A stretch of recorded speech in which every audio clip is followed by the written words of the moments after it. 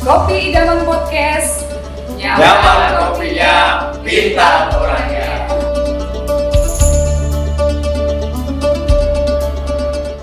Assalamualaikum warahmatullahi wabarakatuh. Apa kabar sana idaman segalanya? Jumpa lagi dengan saya Tina Alvara di Kopi Idaman Podcast, Dinas Pendidikan dan Kebudayaan Kabupaten Kutai Kartanegara. Di episode kali ini saya kedatangan dua narasumber yang luar biasa. Ada abang-abang ganteng di sini ya.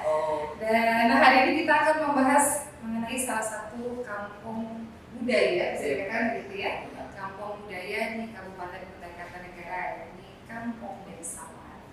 Kita kenalan dulu dengan narasumber kita. Ada Bang Randi Lumayas. Oke, gimana kabarnya Bang Randi? Alhamdulillah. Dan juga ada sahabat saya di sini, Muhammad Aldi. Aldi, gimana kabarnya? Boys, halo guys, gitu ya.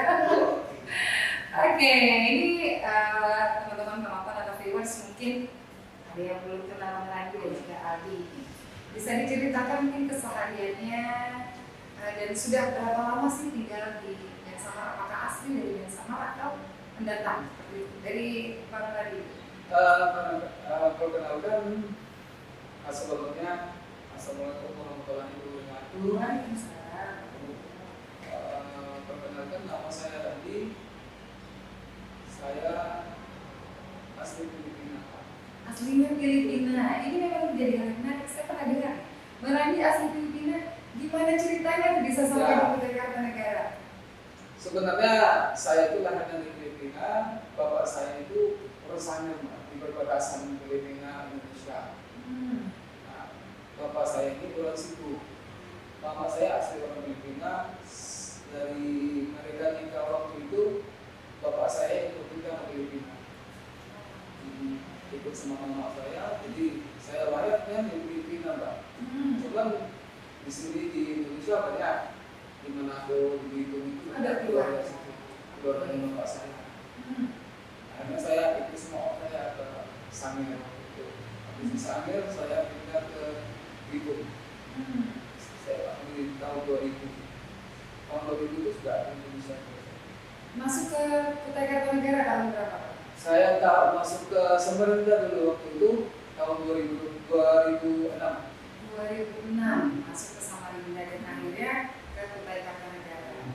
Kutai Akhirnya Kartanegara di 2010. 2010 menginjakan kaki di Kutai Kartanegara dan akhirnya mendapatkan istri orang sini. Boleh. Jadi orang Kutai Kartanegara guys. Dan akhirnya menetap sampai sekarang. Oke, sekarang kita ke Aldi nih. Aldi, silakan memperkenalkan diri. Sebelumnya Assalamualaikum warahmatullahi Waalaikumsalam. teman-teman. Perkenalkan, nama saya Muhammad Aldi dari Bensamar. Namun asal usul saya, bapak saya orang Bima. Orang Bima, apa? Ada. Oh gitu ya. Mama saya Kutai. Oh, mama ya kita. Jadi pertemuan kita berdua itu, ini bahasa Kutai ini. Iya, Pak. Pertemuan kita berdua itu, bapak dulu tuh kerja di perusahaan. Nah, umurnya di Bensamar biasanya tuh, di sini kan ketemu dengan mama. Berarti mama asli Bensamar. Asli Bensamar. Oke, berarti lahir Bensamar ya. Saya. Oke, kita bicara mengenai kampung budaya Bensamar. Beberapa tahun belakangan ini Semarang lebih banyak dikenal kegiatan-kegiatan kebudayaan di kampung Bensamar. Mungkin Aldi atau Bang Rani bisa ceritakan gimana sih awal mulanya? Bisa dikatakan Bensamar itu kan kampung yang jauh ya dari kota ya. Dari Tenggarong ke Bensamar itu cukup memakan waktu 15 menit lebih gitu ya. Orang baru 3 menit. Nah, itu ya. Mereka nggak biasa walaupun mungkin bisa diceritakan awal pertama kali ada event kebudayaan di Bensamar. Gimana nih? Bang Rani atau Aldi? Aldi, Pak. Sebelum itu Kak, kami tuh bingung kenapa sih kampung tidak orang-orang lain, kampung lain ya kan. Nah jadi inisiatif lah, saya dan Kak Andi tuh ajak kawan-kawan muda di situ untuk komunikasi. Jadi rapat lah kesannya kan. Kalau kesah itu kenapa kampung kami siok ya gitu ya. Jadi siok ya kami harus mulai kegiatan nih. Nah tapi sebelum itu kan bentuk dulu nih untuk kawan-kawan ini biar ada identitasnya, itu lah pemuda yang sama tadi itu. Ya, apa inisiatifnya dari Kak Andi tuh bentuk tuh pemuda, makanya ada itu. Nah, jadi kami komunikasi itu bagaimana caranya kan enggak, jadi kenal dengan kawan-kawan, sharing dengan kawan di luar, dan sudah bisa kita ngajukan proposal, ya tuh, mana tuh kak, macam-macam dulunya, bisa teknis pariwisata, bisa bias pendidikan. Nah, kami cobalah teknis pendidikan, ya kan, ajukan proposal, alhamdulillah itu kak terlaksana tuh tahun 2022. Iya, kali itu kita mengajarkan itu ya disupport dengan bias pendidikan. Oke, Bang Randi, notabene warga negara asing sebetulnya ya. Kenapa jadi punya ketertarikan dengan kebudayaan Kutai khususnya? Awalnya Mbak ini, Insaman itu dulu ada pemudanya, ya, ada pemudanya. 2017 itu ada pemudanya. Berjalan itu, dari sama itu. Berjalan, akhir itu jalan setahun, putus Mbak. Habis itu 2018, 2019 COVID kan, jadi nggak ada kegiatan. Jadi pemuda itu vakum, tidak berjalan. Yang pengurusnya, ketuanya sudah masih bersuara begitu ya. Dia pindah, akhirnya vakum dan kami bentuk yang baru. Ketuanya bukan saya sebenarnya Pak. Saya itu tidak ada kegiatan untuk kampung, tapi saya sudah bergerak duluan nih. Saya bukan pemuda, bukan anggota, saya orang biasa aja. Saya di kuburan itu saya lihat kuburan Pak, kuburannya apa namanya robot. Kalau kita kan robot itu berarti anulah. Nggak terawat. Karena saya bersihkan Pak sendirian waktu itu. Saya bukan pemuda, bukan siapa-siapa. Karena saya habis dari perusahaan kerja nggak ada kerjaan ini aja waktu di sini semua panjangan jalan kuburan itu dari hidup dulu kan sampai ke lapangan itu. Akhirnya saya bikinkan taman di depan kuburan itu, diri taman semua. Pemuda ini ada CCTV namanya ketuanya. Bro, bilangnya kalau bisa lanjutkan pemuda aku nggak bisa. Akhirnya kami bentuk yang bilangnya Aldi jadi kan. Kalau kita bentuk baru biar berjalan di situ ceritanya. Bentuk aku yang dari ketuanya, sidiknya dari sekretaris. Akhirnya kita melakukan acara itu tadi yang bilangnya Aldi tadi. Sampai sekarang dan saya yang cukup bisa melihat perkembangan dari tahun ke tahun ya. Festival budaya di Gang Samar bisa dikatakan perkembangannya sangat pesat. Sekarang kita sudah punya beberapa kelompok tari, ya kan, dari Gang Samar ya. Kita setiap malam itu tampilannya berbeda-beda. Nah, boleh sedikit ceritanya ini masalah keseniannya, dari segi keseniannya. Gimana teman-teman, apakah mendatangkan guru tari, pelatih tari, atau memang ada dari teman-teman Gang Samar sendiri yang melatihnya? Pertama itu kak Rani kan. Tahun itu pertama kalau itu belum kak, belum ada tuh pelatih tarinya. Setelah 2 tahun berjalan, bingung nih karena ini, kok tahun nggak ada pelatih tari deh ya. Nah, di situ saya sudah mencari nih, ada kenalan aja ada kenalan. Nah, saya datang ke kawan saya terdekat yang sama orang seni itu, datangkan cocok. Nah, dari situ tuh mulai kami itu anak-anak ini disuruh latihan tari, ada gurunya. Awal tuh belum enggak, karena itu males booting lah. Dulu tari itu masak jagung lah. Jadi itu lah itu kan. Andalan.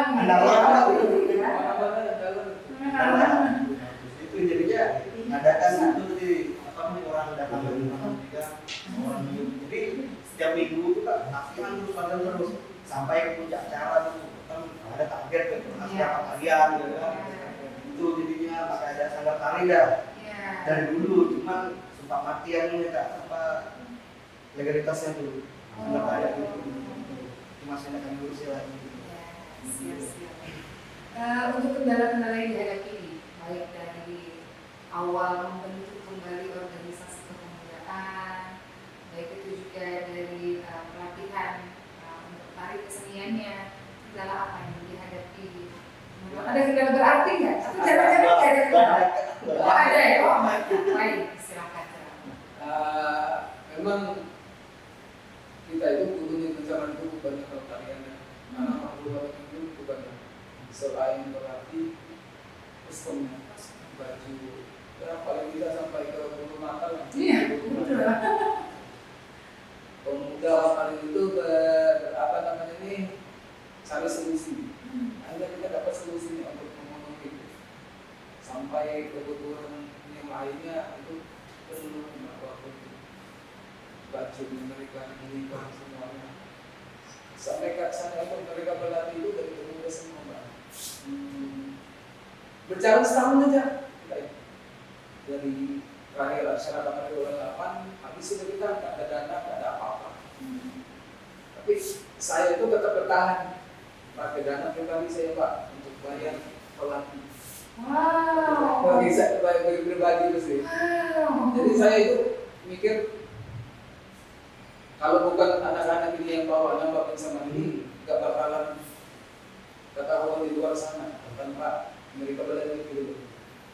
Saya pikir, oke, bilang nggak apa-apa. Saya koordinasi sama istri saya. Ya, aku bilang kita harus lanjutkan mereka. Karena aku lihat kalau mereka ini apa namanya pun tidak ada lagi cara lain kan. Gitu. Yang sama kenal saya. Tidak yang mengenalkan. Ya, sudah yang mengenalkan kampung hitam dan kemana-mana sampai ke IKN mereka. Oh, sudah sampai ke IKN? Iya, Insya Allah. Sudah sampai ke IKN waktu acara apa namanya ini Eropa kedua ya Nusantara. Eropa Pertemuan Nusantara 2024 kemarin bulan 10 Mbak kemarin. Nah, jadi historinya perjalanan teman-teman ini mulai dari nol ya, masalah kesenian khususnya ya, dari nol, pembinaan sampai sempat dapat bantuan, sempat stuck juga, akhirnya punya dana pribadi dan bisa dikatakan sekarang itu tampilnya bukan hanya di Samar aja, sudah sampai ke IKN bahkan ya. Kalau dari kepemudaan sendiri Adi, gimana nih Adi, gerakan kepemudaan di sana? Bisa dikatakan kan nggak semua anak-anak muda itu aware dengan kesenian, kebudayaan. Nah, kalau di BEM Samar sendiri gimana? Untuk BEM Samar apa ya? Untuk kesenian tuh masih dibilang sulit ya Pak. Ya. Karena banyak yang belum bisa mengenal kesenian itu apa sih. Jadi bisa tapi dulu dari kesenian gitu kan. Nah, tapi itu gak mana caranya, kembali lagi koordinasi lagi dengan kebetulan saya juga backgroundnya kesenian.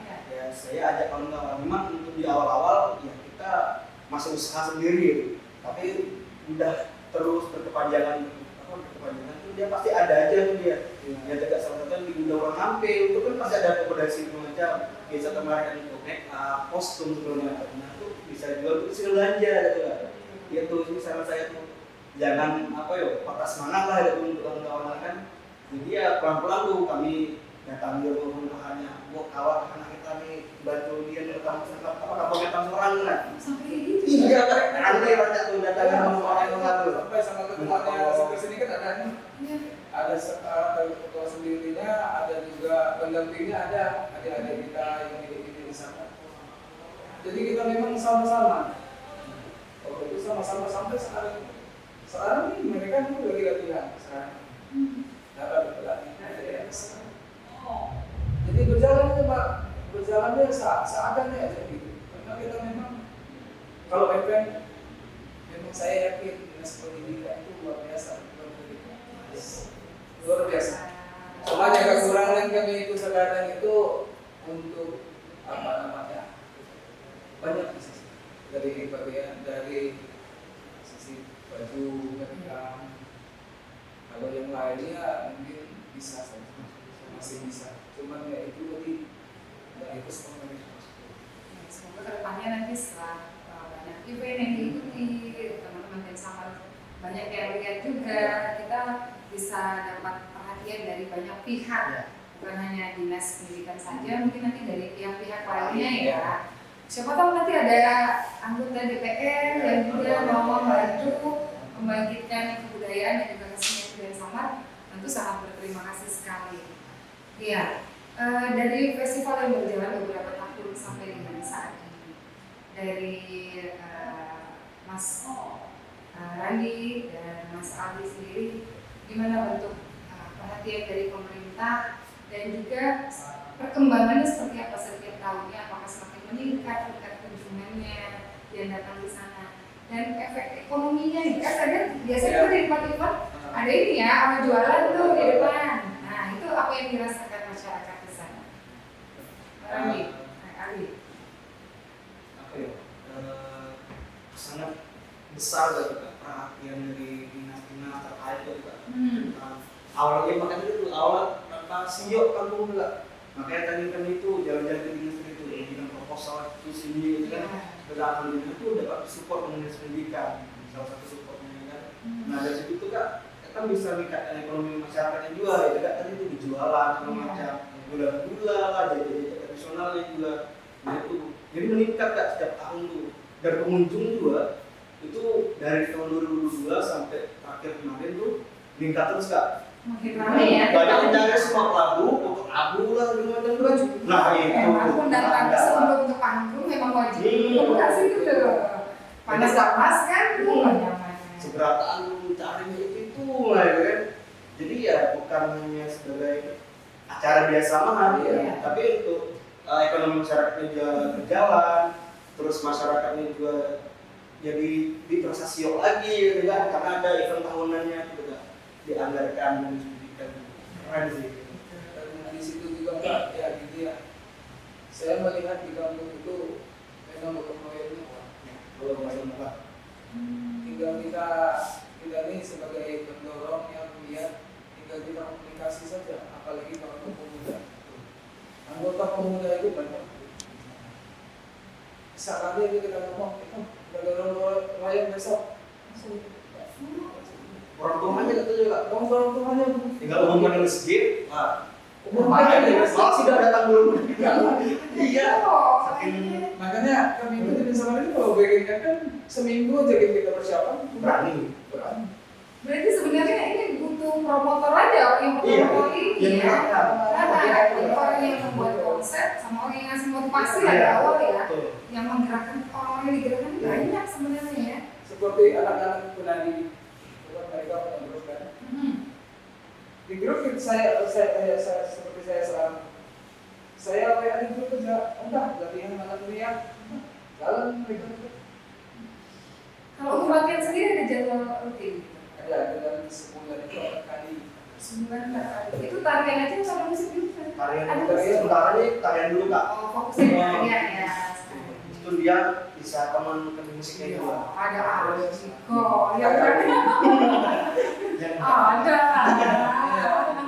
Ya ini harapannya kepada pemerintah ke depannya perhatiannya untuk kampung bersama disampaikan.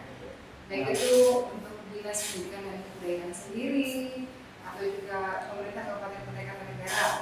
Apa yang ingin disampaikan harapannya?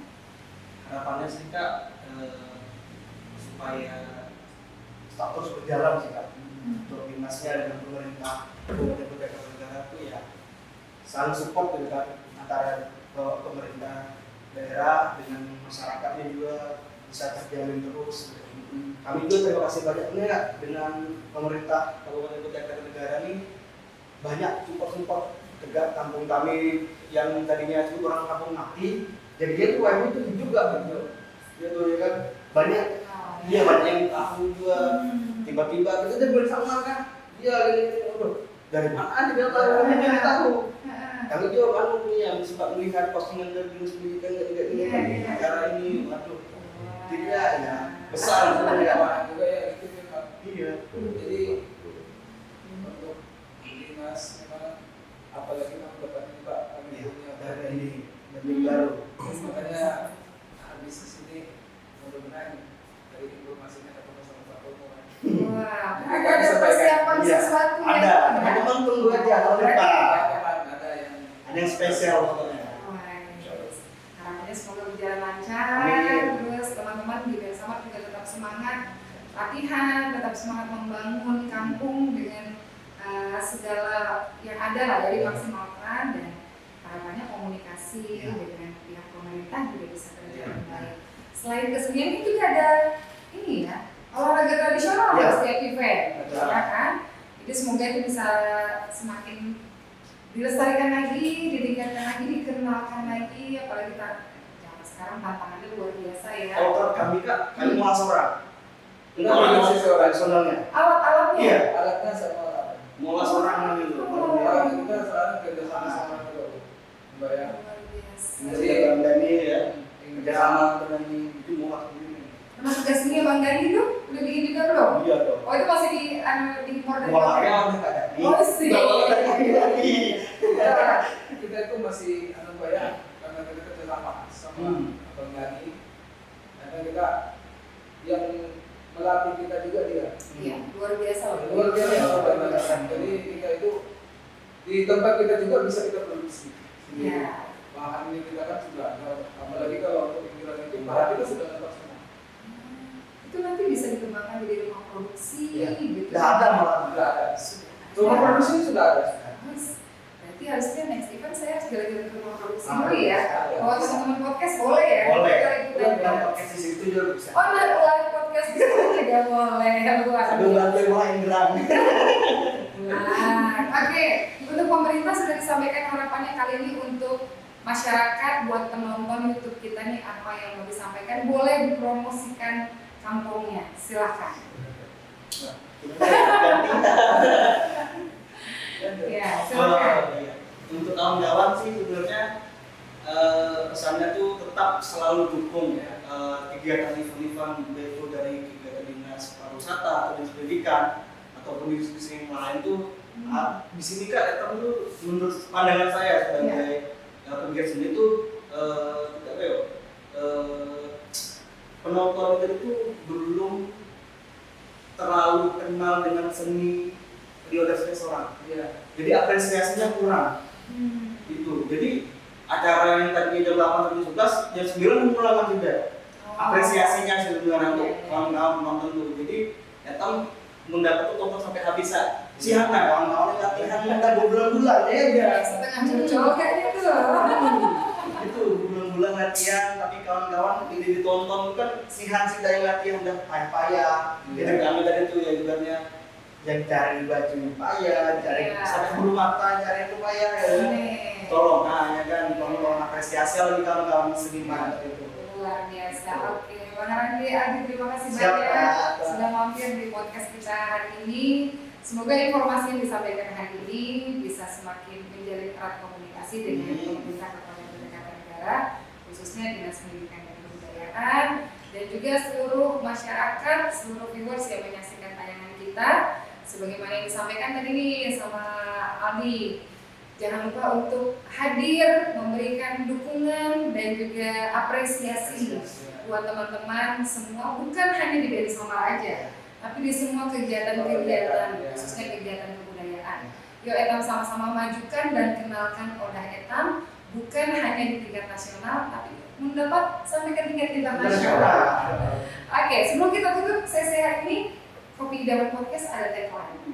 Kalau saya sebutkan, Kopi Idaman Podcast bisa dijawab, nyaman kopinya, pintar kurangnya. Nah, oke. Ya, siap. Boleh ke kamera tengah. Kopi Idaman Podcast, nyaman kopinya, pintar kurangnya.